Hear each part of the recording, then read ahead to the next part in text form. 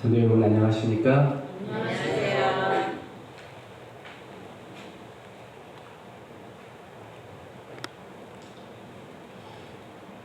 여러분은 사람들에게 미움을 당한 적이 있으십니까?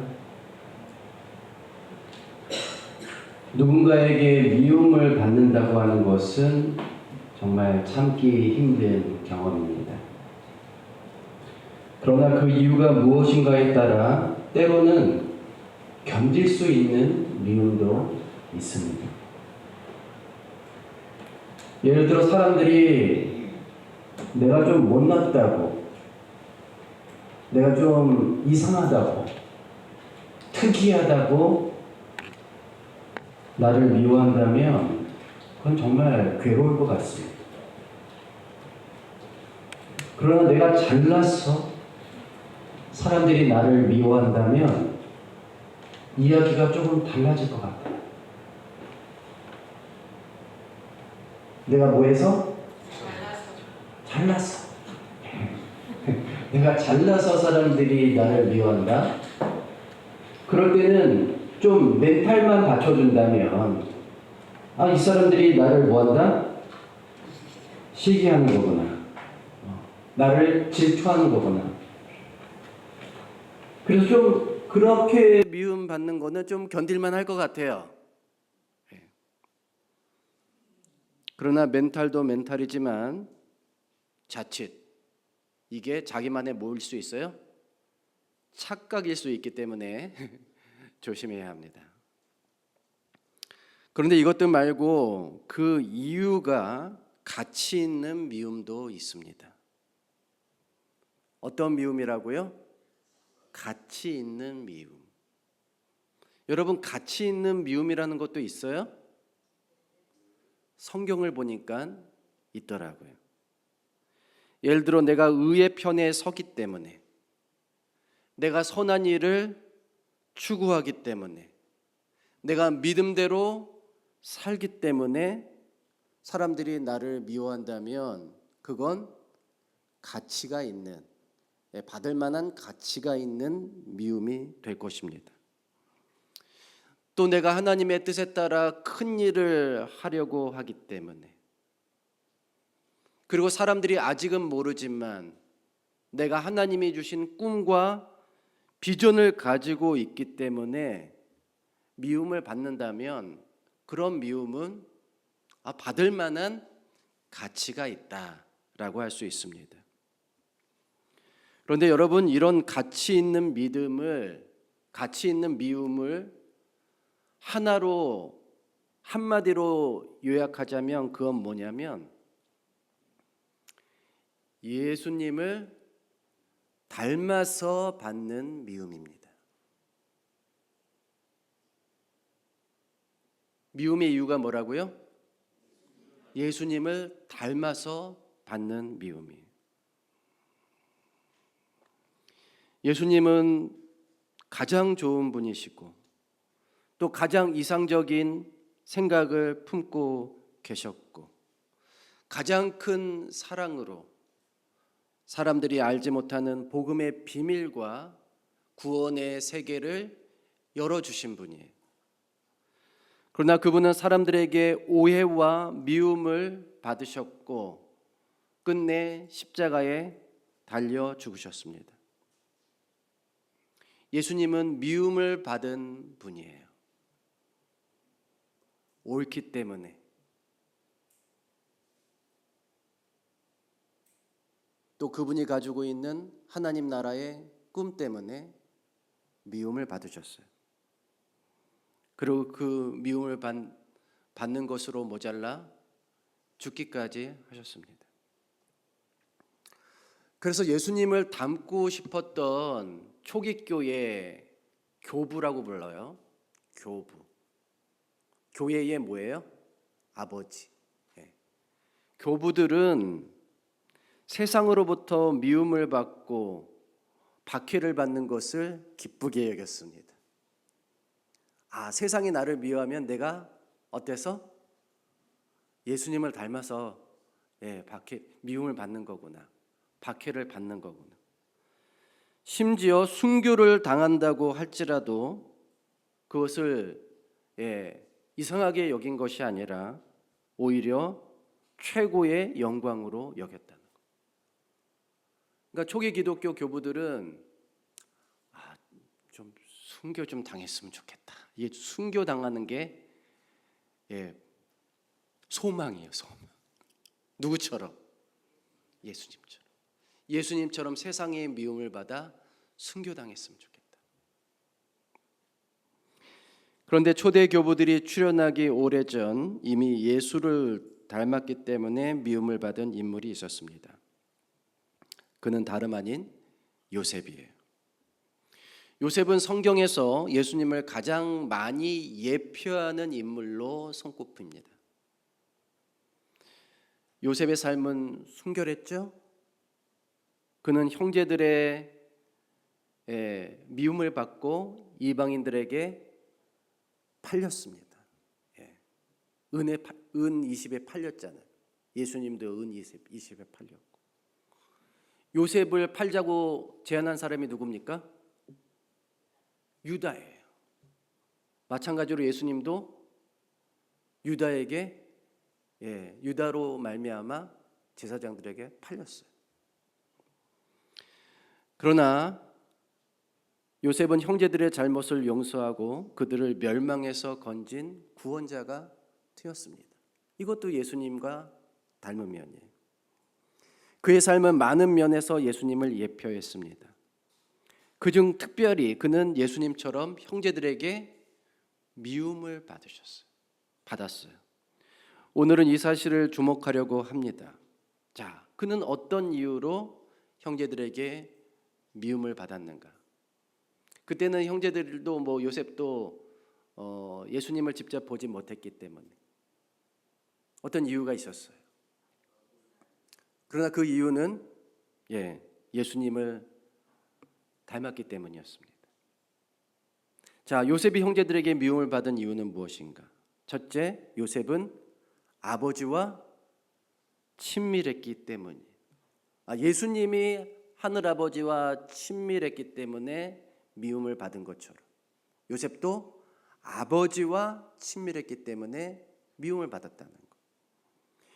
요셉은 노년에 얻은 아들이므로 이스라엘이 여러 아들들보다 그를 더 사랑함으로 그를 위하여 채색 옷을 지었더니.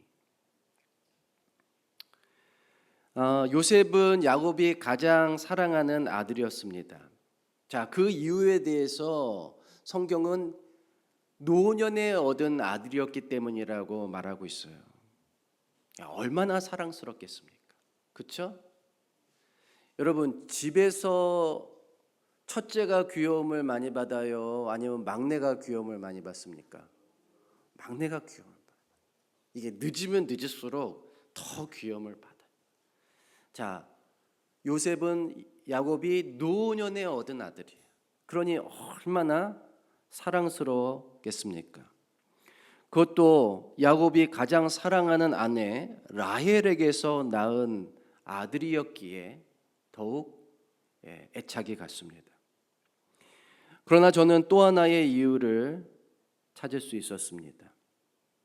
야곱이 요셉을 그렇게 사랑했던 또 다른 이유는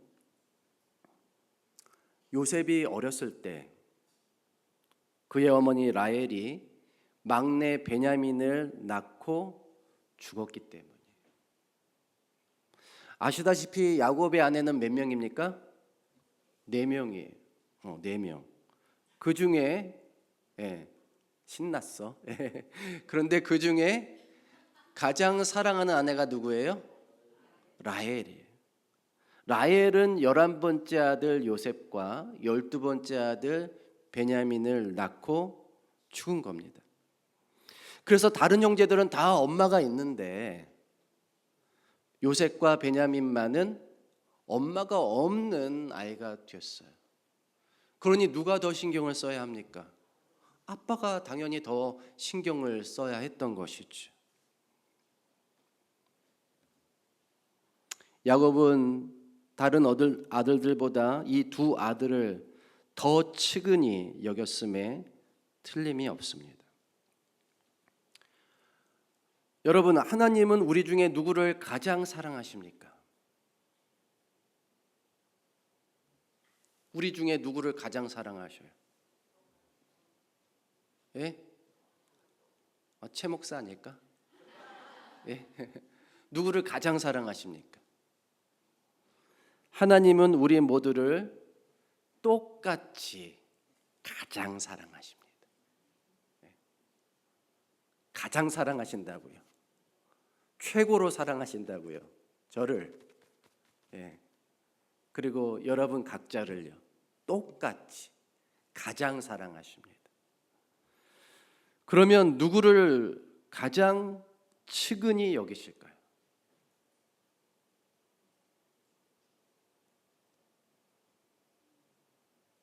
여러분, 이거를 구별할 줄 알아야 돼요.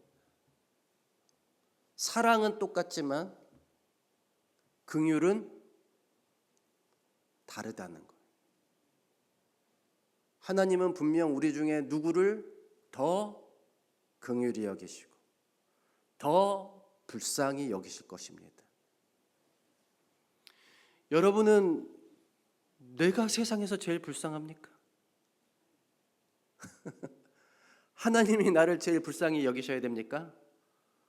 하나님, 저 고생 많이 했잖아요. 예, 저 불쌍히 여기셔야죠. 하나님, 저 진짜 너무 불리하게 태어났잖아요. 예, 저 불쌍히 여기셔야죠. 여러분, 하나님이 나를 가장 불쌍히 여기셔야 됩니까? 그렇게까지는 생각 안 하시죠? 예. 이 말은 분명 이 세상에 하나님께서 나보다 더 불쌍히 여기시고 긍휼히 여길 사람들이 있다는 뜻입니다. 그런데 우리가 종종 차별 없는 이 하나님의 사랑과 각 사람을 다르게 대하는 그분의 긍휼의 차이를 구분하지 못하는 거예요. 그래서 똑같은 사랑을 받고 있음에도 불구하고 아버지의 자비와 긍휼을 더 많이 받는 사람을 미워하는 경우가 종종 생기는 겁니다. 마치 물론 야곱이 편애를 분명히 했어요. 그도 연약한 인간이기 때문에. 그러나 그 편애의 바탕은 뭐였어요? 불쌍히 여김. 그 아들에 대한 가엾음, 엄마 없는 그 가엾음이 바탕이었다는 것입니다. 만약 요셉의 형들이 아버지 야곱의 이런 마음을 헤아릴 수 있었다면 동생 요셉을 미워하는 대신에 아버지처럼 뭐 할 수 있었어요? 불쌍하게 여길 수 있었을 것입니다. 여러분, 우리에게도 때로 미운 사람이 생기죠? 괜히 미운 사람들 있잖아요. 괜히 미운 사람들. 예. 그거 고쳐야 돼요. 우리 그리스도인들이 미워하면 돼요, 안 돼요? 안 되잖아요. 자, 그러면 어떻게 그 미운 마음을 바꿀 수 있을까요? 관점을 바꿔야 합니다. 우리의 관점을 바꿔야 한다고요. 수평적인 관점에서 보면은 미울 수밖에 없어. 뭔가 동등해야 되는데 쟤한테만 뭔가 저 사람한테만 뭔가 더 특권이 주어지거나 혜택이 주어지면 미울 수밖에 없어요. 근데 관점을 수평적인 관점에서 어떻게 바꿔라? 수직적인 관점으로 바꿔야 돼. 그 말은 하나님의 시선으로 바라볼 수 있어야 된다는 거예요. 하나님의 시선으로 바라보면 그는 미움의 대상이 아니라 긍휼의 대상이 됩니다. 자비의 대상이 돼요. 따라합시다. 미워하지 말고 불쌍히 여기자. 하나님이 보시면 불쌍한 사람. 오늘 서장로님이 그런 고백을 하셨잖아요. 그런 마음이 생기더라. 그게 뭐예요? 관점이 바뀌어서 그래요. 수평적인 관점이 아니라 수익적인 관점. 하나님의 시선으로 사람을 볼 수 있어야 된다는 겁니다. 한편 야곱이 요셉을 더욱 사랑했던 또 다른 이유가 있었습니다. 요셉이 자기에게 일어나는 모든 일을, 또 자기가 알고 있는 모든 일을 아버지 야곱에게 다 알렸기 때문이에요. 그 중에는 형들의 잘못과 실수에 대한 보고도 포함되어 있었습니다. 물론 야곱의 성격상 요셉의 말만 듣고 그 아들들의 잘못을 막 질책하거나 하지는 않았을 것 같아요. 그럼에도 자신을 가까이 하고 모든 정보를 공유하고 모든 사실을 고백하는 요셉을 야곱은 더욱 신뢰하고 예뻐할 수밖에 없었을 것입니다. 여러분들도 자녀들 키워보면 그렇잖아요. 그냥 학교 갔다 와가지고 뚱 그냥 자기 방으로 들어가는 자식보다는 그냥 쪼르르르륵 무릎 앞에 와가지고 미주알 고주알 다 얘기하는 그 자녀를 더 뭐하게 돼 있어요? 사랑하는 거는 다른 차원이에요. 사랑은 똑같이 하지만 더 뭐하게 돼요? 이뻐하게 된다.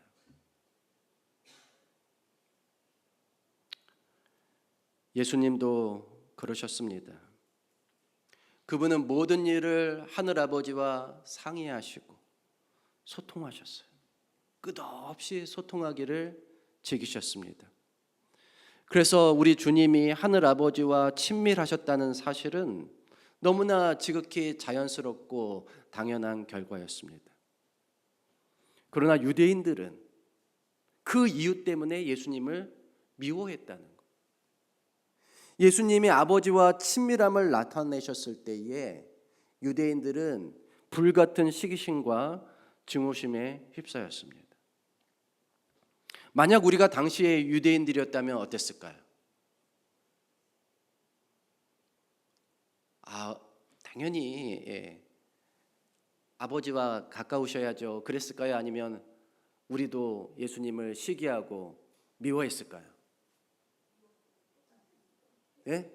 우리도 똑같을 것 같죠. 하나님이랑 더 친한 척해 이러면서 자기가 뭐라고 이러면서 미워할 수 있었을 겁니다. 이에 그들이 묻되 내 아버지가 어디 있느냐? 예수께서 대답하시되 너희는 나를 알지 못하고 내 아버지도 알지 못하는도다. 나를 알았더라면 내 아버지도 알았으리라. 자신과 하늘 아버지가 하나이다. 너희는 하늘 아버지를 알지 못하는구나. 왜냐하면 내가 누군지도 알지 못하니까. 너는 나를 구세주로 영접하지 아니하니 하늘 아버지, 나를 보내신 하나님 아버지를 너희는 알 수가 없구나. 그렇게 탄식하셨어요. 예수님은 하늘 아버지와 친밀함을 강조하는 동시에 하나님과의 영적인 관계가 없었던 유대교 신앙의 허상을 드러내셨어요. 너희는 실제로 하나님을 믿는다고 하지만 하나님과 뭐가 없다고요? 아무런 관계가 없다고. 주여 주여 하는 자마다 다 천국에 들어갈 것이 아니라고 했잖아요. 그러면서 뭐라고 그랬어요? 내가 너희를 도무지 알지 못한다고 그랬어요. 하나님과의 뭐가 없어요? 관계가 없어요. 하나님과의 친밀함이 없어요. 그냥 입으로만 그분을 믿는다고 떠들 뿐인 겁니다. 그건 허울이에요. 그건 허상입니다. 그래서 유대교 지도자들 중에 예수님을 좋아하는 사람은 거의 없었습니다. 오히려 아버지와 더 친밀하신 예수님은 그들의 시기와 증오의 대상이 될 뿐이었어요.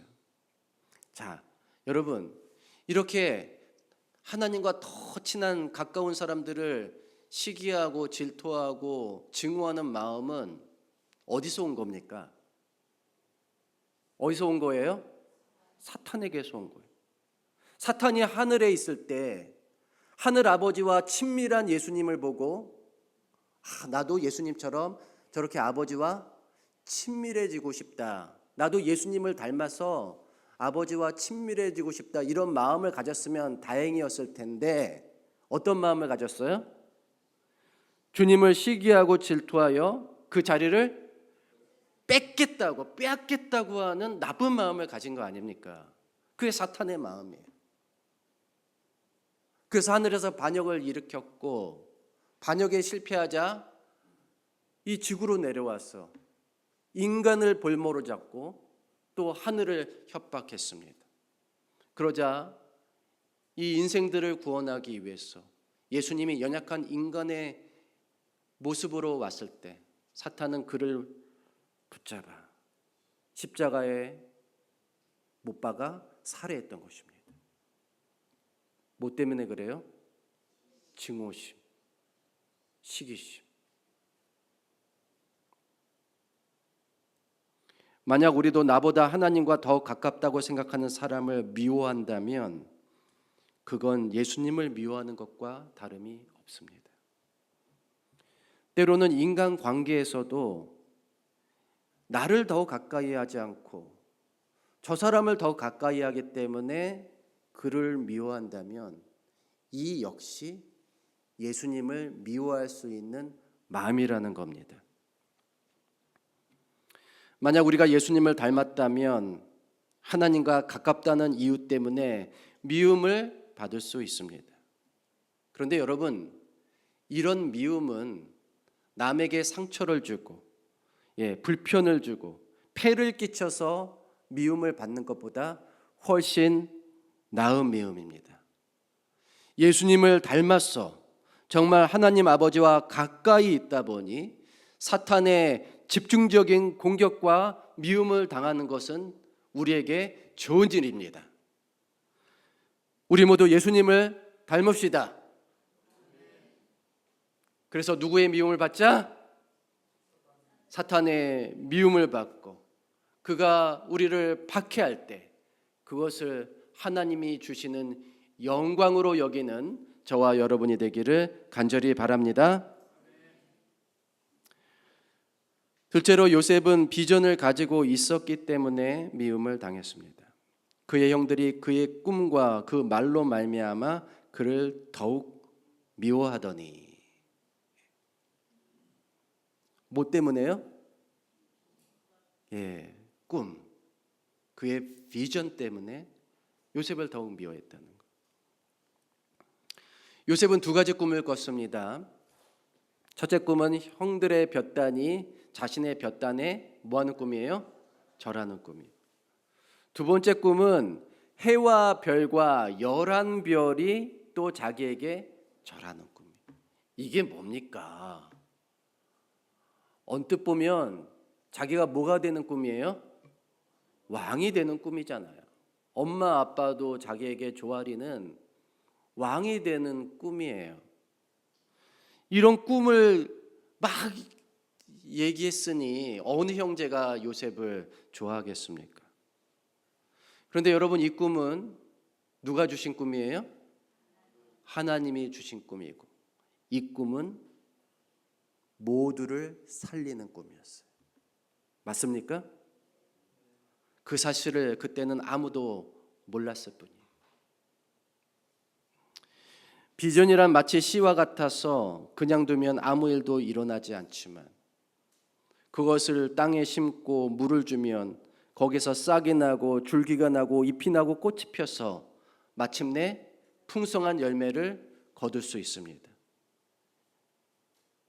마찬가지로 사람이 꿈을 가지고 있으면 그 꿈을 펼치기 위해서 무엇인가 줄기차게 노력해야 합니다.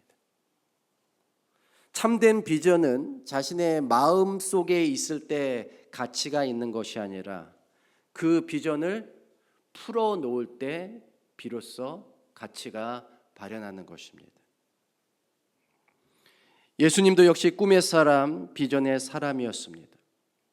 그분의 비전은 뜻이 하늘에서 이룬 것 같이 땅에서도 이루어지게 하는 것입니다. 그분의 비전은 아버지께서 자신에게 준 사람을 단 한 명도 잃어버리지 않고 마지막 날에 다 살리는 것입니다. 그분의 비전은 제도화하고 형식적인 유대주의를 무너뜨리고 하나님을 아는 참 백성들로 이루어진 새로운 교회를 일으켜 세우는 것이었습니다. 그분의 비전은 자신이 십자가에서 희생을 당할 때 이 땅의 모든 사람을 자신에게로 이끄는 것이었습니다. 그분의 비전은 죄로 인해 오염된 세상을 다시 에덴 낙원처럼 회복하고 천국으로 만드는 것이었습니다. 그러나 그분의 비전은 사람들에게 몽상이나 이상주의에 불과하다는 비난을 받았어요. 불가능하다는 평가를 받았고, 사람들을 헛된 길로 이끈다는 오해를 받았고, 전통을 파괴하는 사람이라고 하는 오명을 써야 했습니다.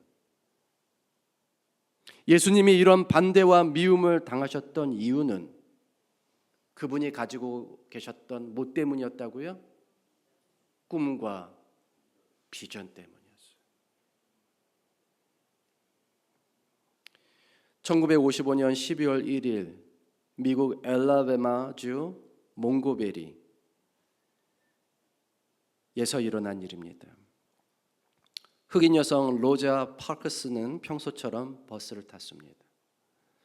당시까지만 해도 미국에서 운행하는 버스 안에는 백인 전용석과 흑인석이 분리되어 있었어요. 그러나 백인석이 다 차고 백인이 앉을 자리가 없으면 흑인은 그 자리를 양보해야 하는 법이 있었습니다. 그날도 버스 기사는 로자 파커스에게 한 백인에게 자리를 양보하라고 요구했습니다.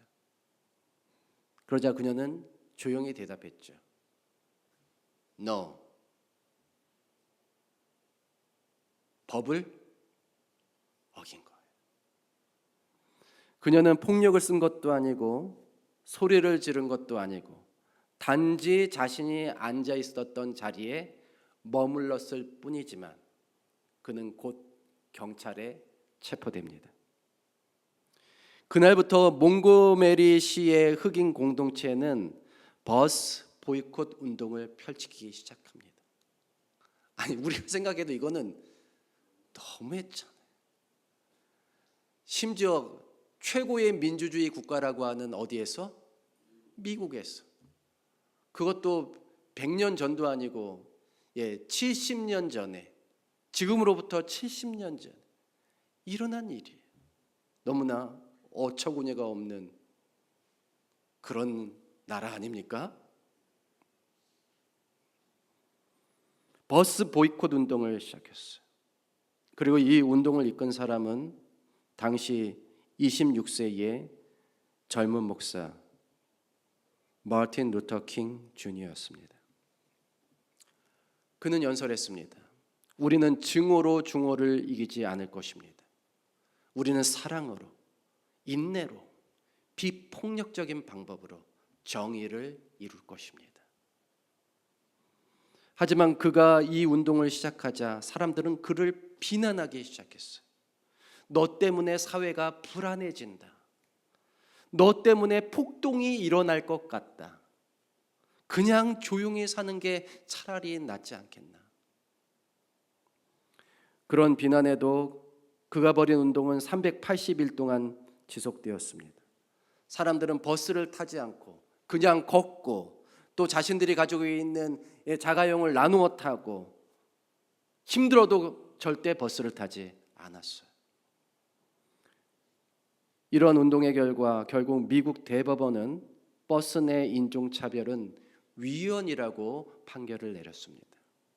이는 미국과 주변의 많은 나라에게 인종차별을 없애야 한다고 하는 인식의 출발점이 되었습니다.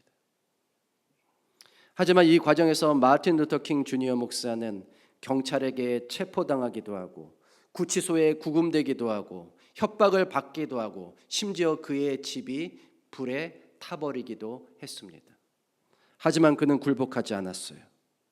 그리고 긴 이 인권 회복의 운동을 펼치면서 1963년 워싱턴 DC에 모인 25만 명 앞에서 이렇게 연설합니다. I have a dream. 나에겐 뭐가 있다고요? 꿈이 있습니다. 어떤 꿈입니까? 이 나라에서 흑인과 백인이 함께 손을 맞잡고 하나가 되는 꿈.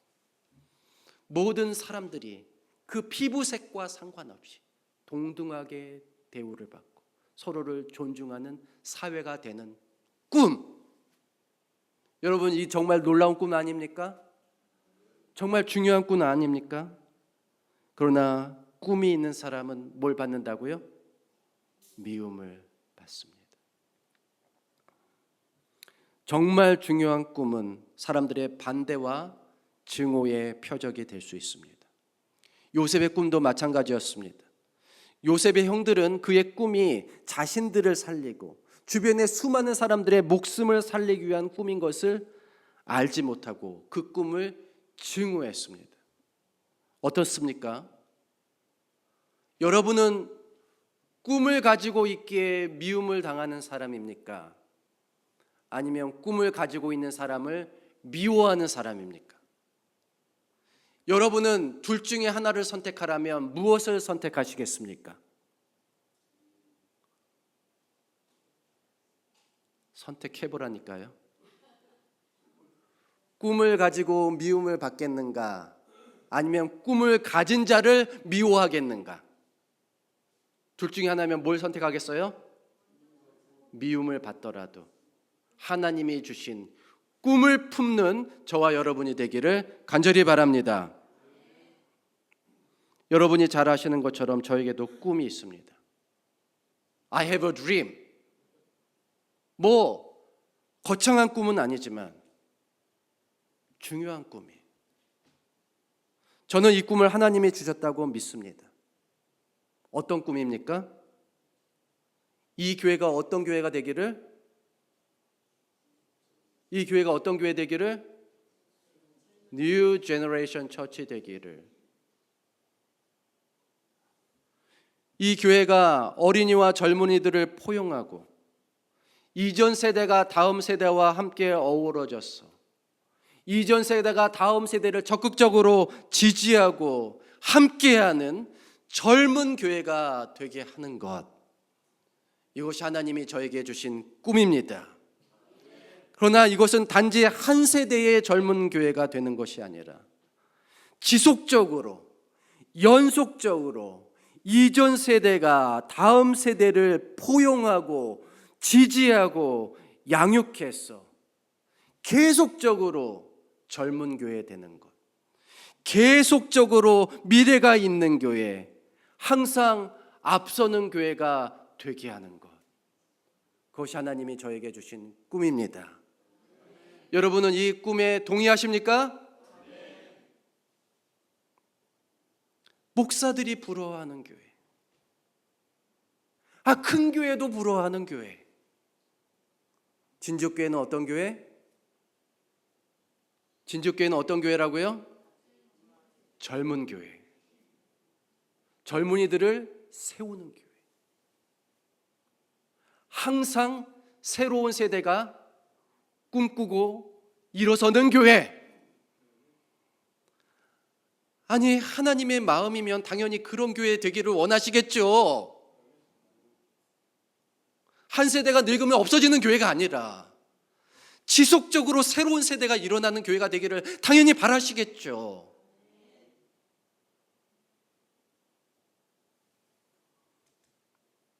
저는 이 꿈이 저 혼자만의 꿈이 아니라 우리 진적교회 교인들 모두의 꿈이 되기를 바랍니다.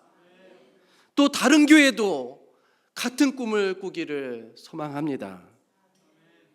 만약 이 꿈 때문에 제가 미움을 산다면 저는 기꺼이 그 미움을 받아들이겠습니다.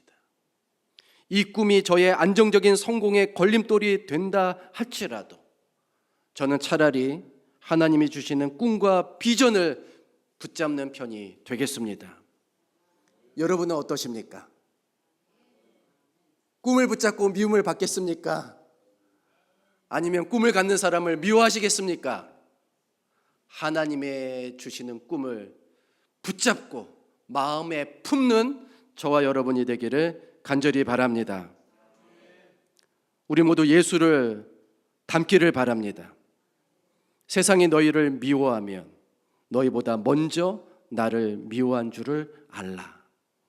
우리가 예수님을 닮기 때문에, 또 우리의 꿈이 그분의 꿈을 닮기 때문에 미움을 받는다면 그런 미움은 우리에게 복이 되고 영광이 되는 줄 믿습니다. 요즘 재림교인들 미움당하는 것을 두려워합니다. 그러나 원래 우리는 그런 모습이 아니었잖아요. 우리는 진리편에 서는 것을 두려워하지 않았습니다. 만약에 우리가 진리를 따르기 때문에 사람들에게 오해를 받고 미움을 받는다면 우리는 그것을 기꺼이 감내했습니다. 그런데 이제 음식을 가려야 하는 이유를 당당하게 밝히지 못하고 그냥 젓가락에 갑니다. 안식일에 어디 가지 않는 이유를 떳떳하게 밝히지 못하고 그냥 불려 나갑니다. 예수님은 우리를 너무 사랑하셨어. 그 사랑 때문에 미움과 부끄러움 받는 것을 당하는 것을 개의치 않으셨어요. 예수님은 우리와 더욱 가까이 하시려고 하늘의 영광을 벗고 죄인의 수치를 입으셨습니다.